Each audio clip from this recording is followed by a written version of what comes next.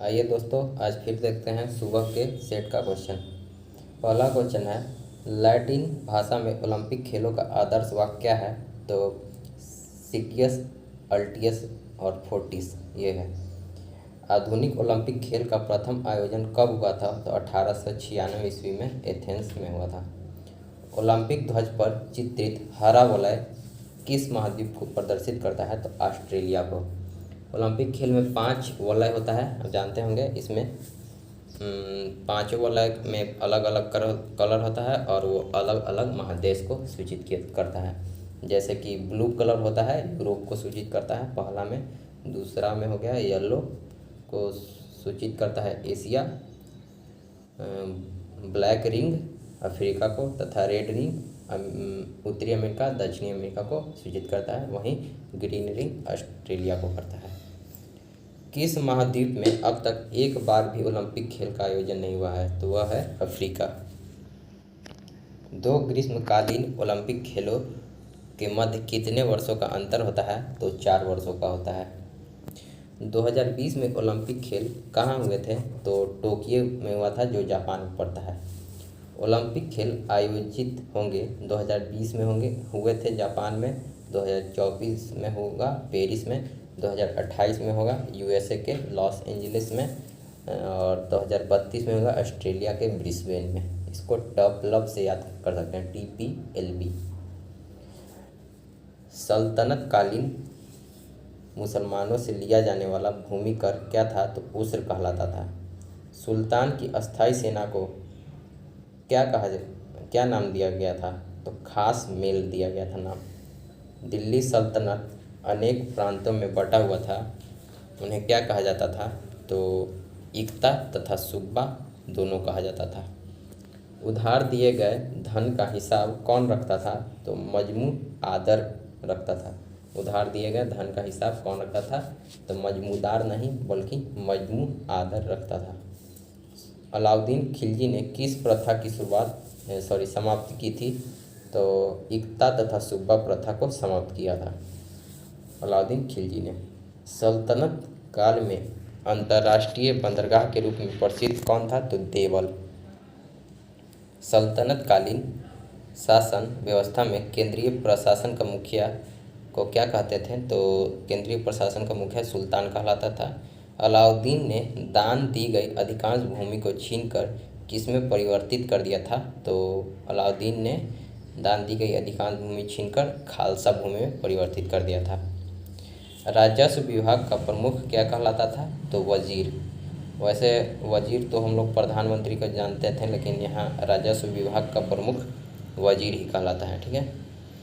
विभाग बहुत सारे बनाए गए थे और उनका अलग अलग सुल्तान था, तो उसको मिलान करना था। इसको देखते हैं। 20 नंबर है दीवान एक कोही, तो मोहम्मद बिन तुगलक, जिसे पागल सुल्तान भी कहते हैं। दीवान एक खैरात फिरोज शाह तुगलक ने बनवाया था। दीवान ए अर्ज बलबन ने। दीवान ए मुस्त खराज अलाउद्दीन खिलजी के द्वारा स्थापित किया गया था। वाताग्र कितने प्रकार के होते हैं? तो 4 प्रकार के होते हैं। यदि एक वायु राशि पूर्णतः धरातल के ऊपर उठ जाती है तो ऐसे वाताग्र को क्या कहते हैं? तो अधिविष्ट वाताग्र कहते हैं। 26 क्वेश्चन है, जब वाताग्र स्थिर हो जाए तो इन्हें क्या कहा जाता है? तो अचर वाताग्र कहते हैं। उष्णकटिबंधीय चक्रवात किस तरह का तूफान है? तो आक्रामक होता है। उष्णकटिबंधीय चक्रवात आक्रामक होता है। वायुमंडल में उपस्थित जलवाष्प को वायुमंडल की आर्द्रता कहते हैं। ठीक है। वायु के प्रति इकाई भार में जलवाष्प के भार को क्या कहते हैं? तो सापेक्ष आर्द्रता कहते हैं, न कि विशिष्ट आर्द्रता। चिली साल्टपीटर का सूत्र है NaNO3। कोरंडम का है Al2O3। नाइटर का है KNO3। और वहीं हम लोग गैलेना का देखते हैं तो PbS हो जाता है। धातुओं का राजा किसे कहते हैं? तो सोना को कहते हैं। कार्नेलाइट किसका अयस्क है? तो पोटेशियम तथा मैग्नीशियम दोनों का अयस्क है कार्नेलाइट। हॉर्न सिल्वर किसे कहते हैं? तो AgCl को। कॉपर पाइराइट का फॉर्मूला क्या है? तो CuFeS2 है। पृथ्वी के केंद्रीय भाग में सबसे अधिक पाया जाता है तो निकल। टंगस्टन का गलनांक कितना होता है? तो 3500 डिग्री सेल्सियस। क्यूपराइट क्या है? तो क्यूपराइट का हो जाएगा Cu2S, पहला ऑप्शन। पिच ब्लेड किसका अयस्क है? तो यूरेनियम का है। 41 का हो जाएगा, 1 मिनट, 41 का हो जाएगा आपका 1 नंबर यूरेनियम का। ठीक है, यूरेनियम का अयस्क है कार्नेटाइट और पिच ब्लेड दोनों हैं। ठीक है, वहाँ कार्नेलाइट था, किसका किसका? तो कार्नेलाइट था कैल्शियम मैग्नीशियम का, लेकिन यहाँ कार्नेटाइट है। टाइट बोले तो यूरेनियम का हो जाएगा। ठीक है, कार्नेटाइट, पिच ब्लेड, यूरेनियम का। और क्रायोलाइट किसका अयस्क है? तो अल्युमिनियम का हो जाएगा। नाइटर पोटेशियम का हो जाएगा। क्यूपराइट कॉपर का हो जाएगा। गैलेना हो जाएगा। पीवी का हेमाटाइट खोली तब गैल हेमाटाइट हो जाएगा।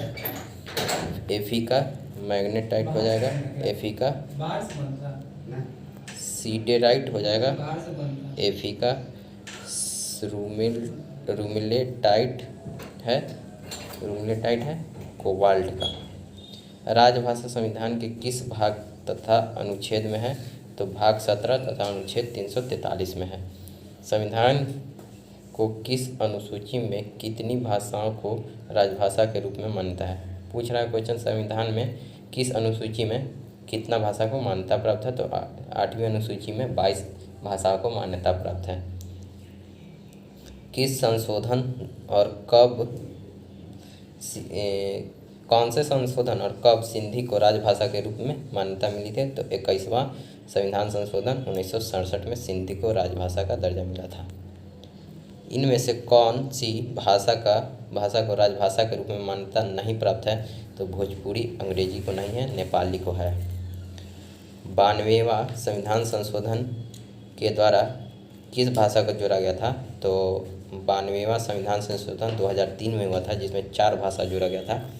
मैथिली, बोडो डोगरी, मैथिली, संथाली। ठीक है, और वहीं देखा जाए तो मणिपुरी, नेपाली और कोंकणी को 71वां संविधान संशोधन 1992 में जोड़ा गया था। इसको नमक के थ्रू याद रख सकते हैं। भारत की राष्ट्रीय भाषा क्या है?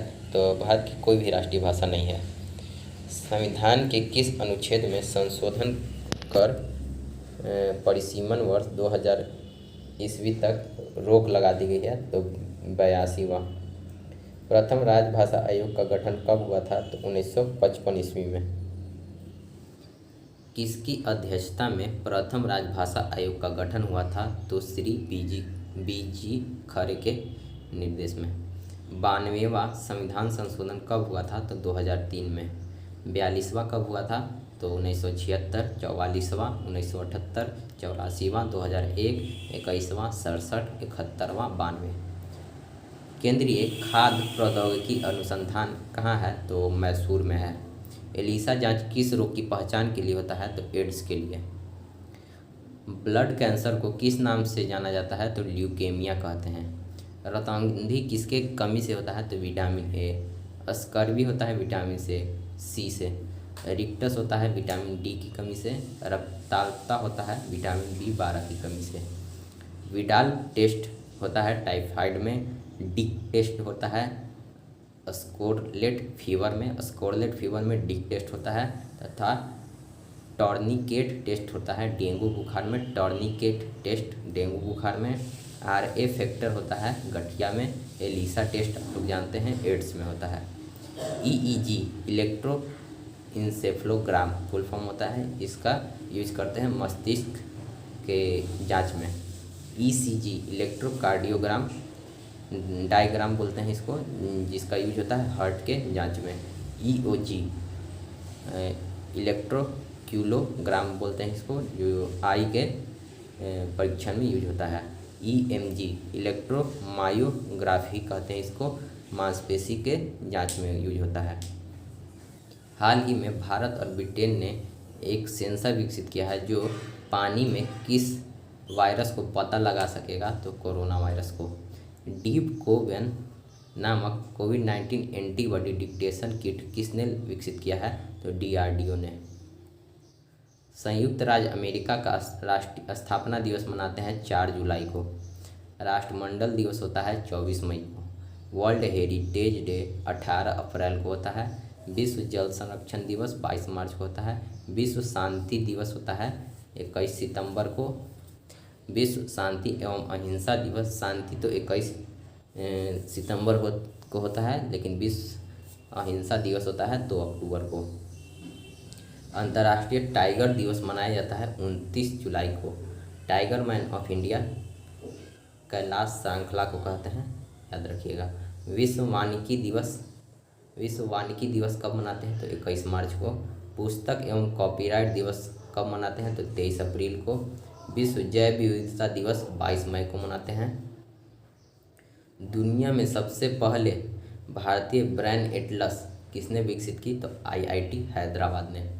किस राज्य सरकार ने पहली समुद्री एम्बुलेंस सेवा प्रतीक्षा शुरू की थी, तो केरल ने। भारत का पहला स्वदेशी तापमान डेटा लॉगर है एनवी टैंक। भारत का पहला स्वदेशी तापमान डेटा लॉगर कौन है, तो MB टैग है। माइक्रो प्रोसेसर मॉसिक किसने विकसित किया है, तो IIT मद्रास ने किया है। विश्व की सबसे बड़ी परमाणु संलयन परियोजना कहाँ स्थापित की जा रही है, तो फ्रांस में की जा रही है।